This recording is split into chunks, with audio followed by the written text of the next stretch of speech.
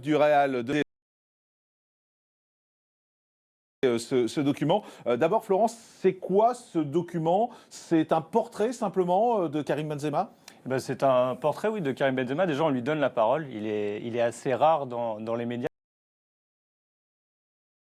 Rare, non pas parce qu'on lui donne pas la parole, il est rare parce qu'il ne veut pas parler. Il a accepté Voilà. de se confier dans un film qui dure 2 heures. Donc c'est assez rare aussi à la télévision de montrer les sportifs aussi longtemps. Et donc on dresse le portrait de Karim Benzema, car Damien et moi, on a souvent eu la question d'ailleurs même autour du tournage. Mais alors il est comment? C'est qui ce Karim Benzema? Et ben, on essaie de Mais juste répondre à Damien, cette question. d'abord pourquoi il a accepté de vous parler à vous? En fait, la genèse du film, c'est très simple. Black Dynamite, la société de production qui produit ce film sur Karim Benzema, a produit un autre documentaire à la rentrée dernière qui s'appelle 1996-2016, Les Bleus, une autre histoire de France, qui met en parallèle l'évolution de la société française et l'histoire de l'équipe de France de foot.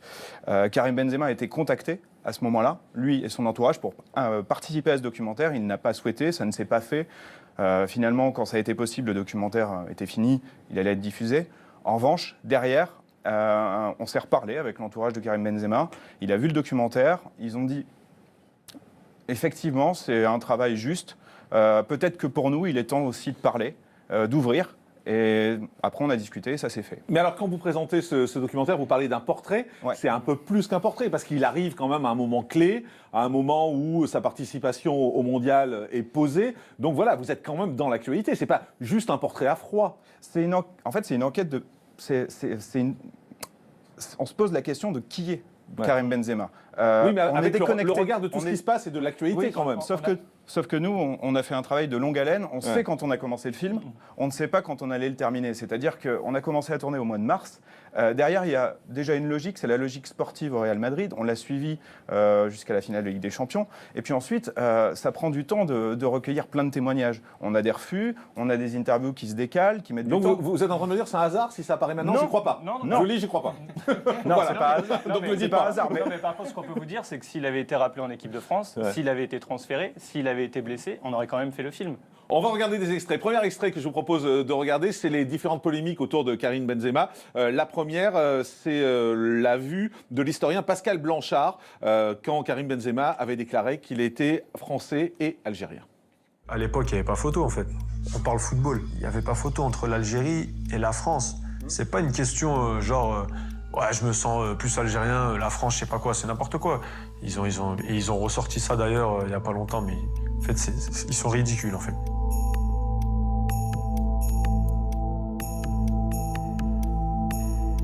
Dans la société française, comme d'ailleurs dans la société algérienne, la notion de binationalité, de potentialité d'être sur deux pays, ce n'est pas quelque chose qui est totalement intégré culturellement. Il a choisi d'en parler, il a le droit de le faire.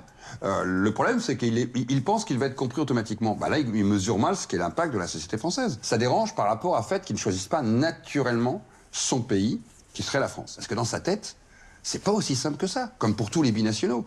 Justement, c'est ça, être binational, c'est d'avoir deux pays. Un pays de l'origine de ses parents ou de ses propres origines à soi d'ailleurs, où on est né, ou enfin ses parents sont nés, donc un pays de cœur. Et à côté, le pays où il a grandi, où il était à l'école, où il a ses copains. Donc oui, il y a un choix à un moment qui doit s'opérer parce que dans le foot, comme dans beaucoup de sports, vous ne pouvez pas jouer pour les deux pays. Benzema, il les provoque ou il les subit, ces polémiques? Un peu des deux. Un peu des deux. Non, mais Sans doute un peu des deux. toutes Comme ces tout le monde.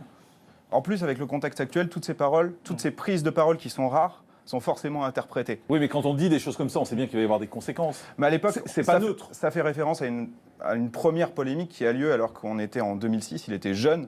On lui pose la question parce que voilà, il a rencontré le sélectionneur algérien alors qu'il a déjà joué pour les équipes de jeunes en France. Ses parents sont d'origine algérienne.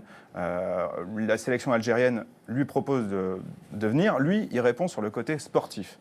Et c'est ça qui nous a redit aujourd'hui. À l'époque, c'était déjà ça. Et vous le croyez? Ah oui, lui Vraiment se positionne sur un terrain sportif. Après, ces propos, notamment ces propos-là, en plus, avaient été déformés à l'époque. Parce qu'on le voit, c'est repris par Marion Maréchal Le Pen. Oui, voilà, mais ça c'est quelque devient chose tout qui- à coup, c'est des faits de société tout à coup. Ça lui colle à la peau depuis, par exemple, sur cette thématique-là. Et Florent, il les vit comment ces polémiques? Il les assume totalement Ouais, ou alors il les subit? Mais c'est ça qui est assez incroyable et exceptionnel avec ce joueur, cette star du foot, c'est qu'il résiste à la pression d'une manière assez incroyable. Il joue dans le plus grand club du monde depuis 9 ans, il est titulaire. il a mis sur le banc de touche les meilleurs attaquants du monde.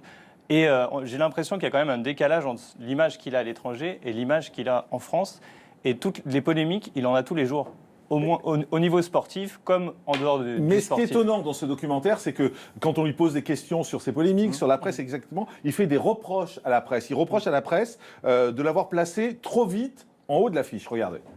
Il y a toujours eu un poids dans l'histoire de l'équipe de France pour les héritiers. Après la génération Platini, la génération Ferreri, Touré, Vercruis, elle n'a pas assumé. Et là, c'est la même chose. Après la génération Zidane, la génération 87, Nasri, Menez, Benzema, Ben Arfa, elle n'a pas pu assumer.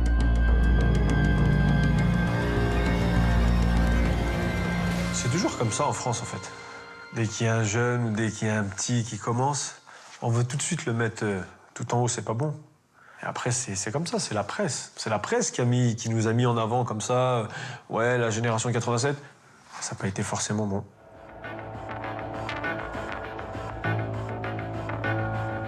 À ce moment-là, il y a eu un clash parce que c'est peut-être l'une des premières générations qui a été starisée en fait. Avec Samir, Karim, Hatem qui étaient jeunes et qui ont directement été mis au niveau de stars. Et peut-être que eux se sont directement pris pour des stars. À un moment donné, il faut dire la vérité. Ils n'ont pas respecté les codes du football de cette époque-là où les jeunes devaient arriver en jaune, aussi bons qu'ils puissent être, devaient porter la cage, devaient ramener les ballons. Florent, ils ont eu le melon, quoi. Je sais pas s'ils ont eu le melon. Moi, j'aime bien dire que c'est un film aussi sur les codes dans le football, parce que les codes, ils ont changé dans le football, et on le voit avec cette séquence-là, hein, Damien.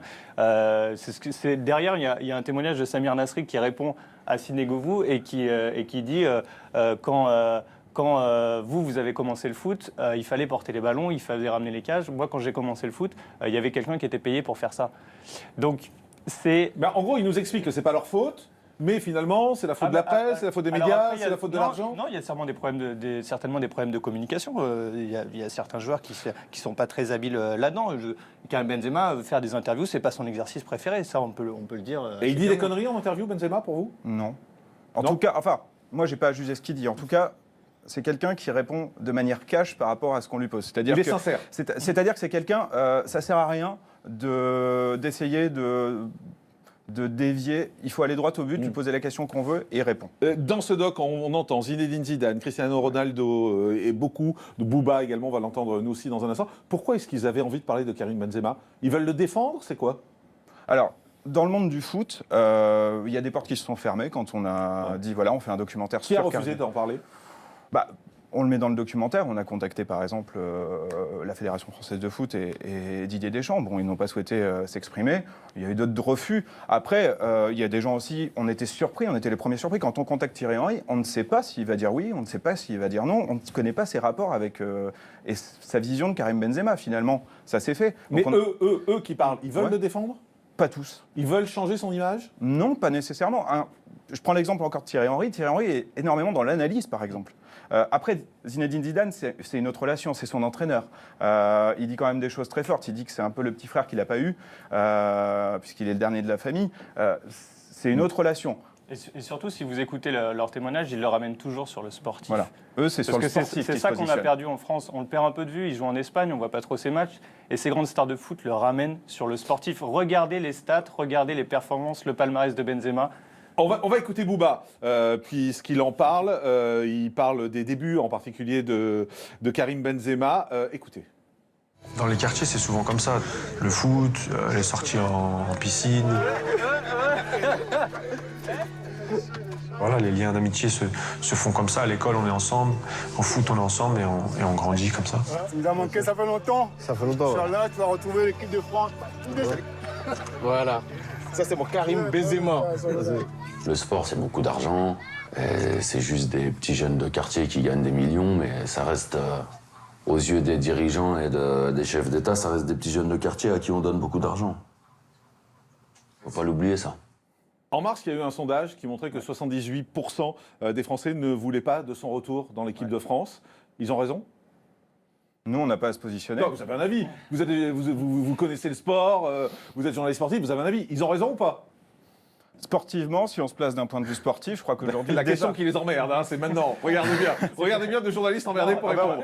En même temps, on n'est pas sélectionneur de l'équipe de France de foot. Oui, mais vous avez un avis. Enfin, tous les Non, Français ont un avis sur le foot. Alors, Oui, si vous en avez mais pas. vous savez, en équipe de France, c'est très compliqué. Regardez Cantona, Ginola, ils étaient au sommet de leur carrière, ils ne sont pas venus en équipe de France. On peut reprendre aussi l'exemple d'un Anelka, quand il a débuté, qui ne fait pas la Coupe du Monde. Bah alors, je pose la 98. question autrement. Est-ce qu'après ce documentaire, vous pensez que certains Français vont changer d'avis? Je pense que c'est une étude de caractère, ce documentaire. C'est-à-dire que c'est ça qui est intéressant, c'est que Karim Benzema répond, et répond sur tout. Après, à chacun d'arriver avec ce qu'il pense de Karim Benzema, de regarder ce documentaire et soit d'être convaincu que, ben non, il a raison, pour lui, il n'a rien à faire en équipe de France. En tout cas, je pense qu'il y a des gens qui vont être surpris par rapport au fait déjà qu'il s'ouvre. C'est-à-dire qu'on le voit dans des situations qu'on n'attend pas. Le voir dans son quartier à Bron, le voir avec son père, c'est pas des choses qu'on attendait de Karim Benzema. C'est quelqu'un qui n'est pas souvent dans les médias, qui n'a jamais ouvert les portes. Donc, il va y avoir des choses qui vont surprendre les gens. Après, est-ce que ça va changer leur opinion? Je ne sais pas. En tout cas, ils vont le voir d'une manière différente. Est-ce que ça a changé la vôtre d'opinion? Ça permet d'enlever certaines étiquettes, clairement. Hein.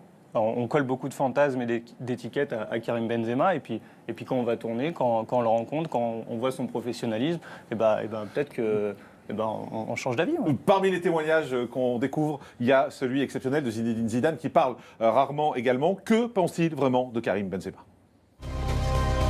Avec Zizou, c'est comme un grand frère en fait. Je le respecte énormément, on se respecte.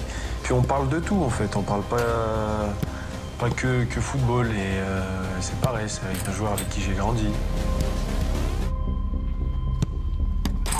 C'est comme un petit frère pour moi, que j'ai pas eu d'ailleurs, que j'ai pas d'ailleurs, parce que je suis le dernier de ta famille.